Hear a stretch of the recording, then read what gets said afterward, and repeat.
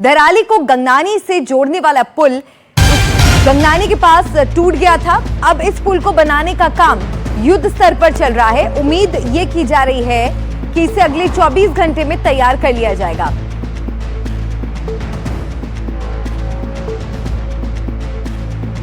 तो अगले 24 घंटे में इस ब्रिज को तैयार कर लिया जाएगा। ऐसी तैयारी वहां पर चल रही है क्योंकि इस ब्रिज के टूट जाने की वजह से वहां पर आवाजाही में परेशानी आ रही है, रास्ता रुक गया है, आगे बढ़ने में दिक्कत हो रही है। धराली को गंगनानी से जोड़ने वाला ये पुल है जो टूट गया था। गंगनानी के पास ही ये ब्रिज टूट गया था। अब इस पुल को एक बार फिर से बनाने का काम युद्ध स्तर पर चल रहा है और ये उम्मीद जताई जा रही है कि अगले 24 घंटे में इस ब्रिज को वापस तैयार कर लिया जाएगा। कैसे इस पुल को तैयार किया जा रहा है, रवीश की ये रिपोर्ट देखिए। हम इस वक्त गंगनानी पहुंच चुके हैं और गंगनानी की अगर आपको तस्वीर हम दिखाएं तो आर्मी, बीआरओ और एसडीआरएफ के लोग, तमाम सारे लोग यहां पर जो है वो जुटे हुए हैं।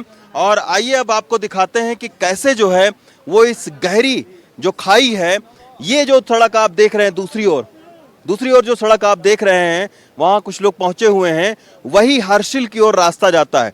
और इस सड़क के बीच में जो ये आप देखिए कि ये जो नदी है, इसका ये जो पुल है, यही गंगोत्री का पुल है और गंगोत्री जाने वाले का ये पुल है। और यही पुल बह गया था, तकरीबन 25 मीटर के आसपास का ये पुल है। तो ये पुल बह जाने के वजह से आप देखिए कि कोई धराली तक नहीं पहुंच पा रहा था।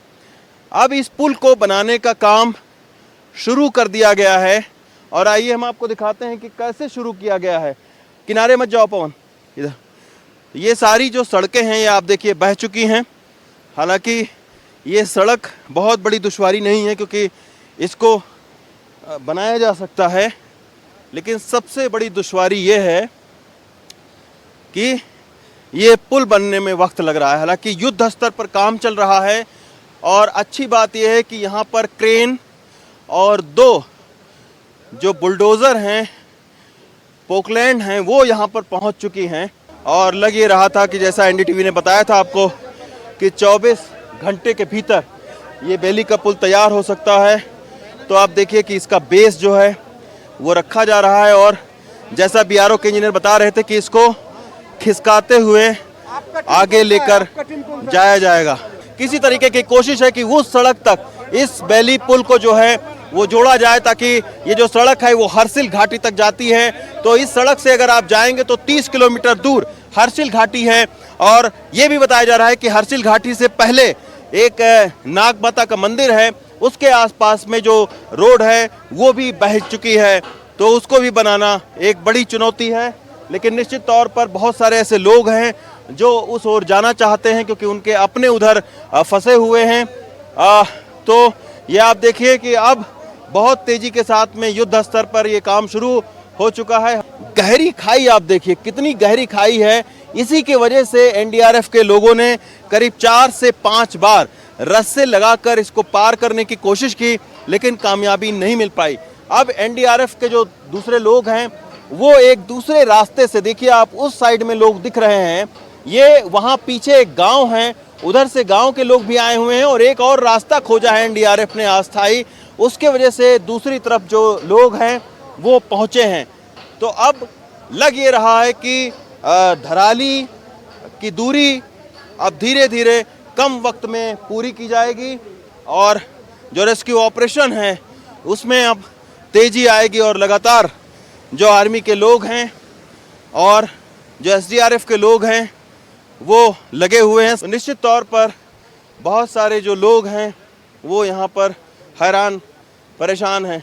उस साइड से लोग अभी गांव, कौन कौन से गांव हैं उधर? उधर तो बहुत गांव है उधर भी। अच्छा, क्या नाम है गांव का? सुकी, झाला, जसपुर, पुराली, अच्छा, हर्षिल। तो वहाँ भी नुकसान हुआ है क्या, पता लगा? नहीं, उधर तो नहीं हुआ। उधर नहीं हुआ। धराली में नुकसान हुआ है। धराली में नुकसान हुआ। हाँ बस। तो बहुत सारे लोग इधर भी हैं जो धराली के लोगों की कोई खोज खबर नहीं पा रहे हैं, उधर जाना चाहते हैं। हाँ, जाना चाहते हैं। हाँ, तो अब एक सड़क मार्ग खोला गया है अस्थायी तौर पर और देखना होगा कि आखिर धराली तक कब एनडीआरएफ की टीम पहुंचती है। गंगनानी से पवन तिवारी के साथ रविश रंजन शुक्ला, एनडीटीवी इंडिया।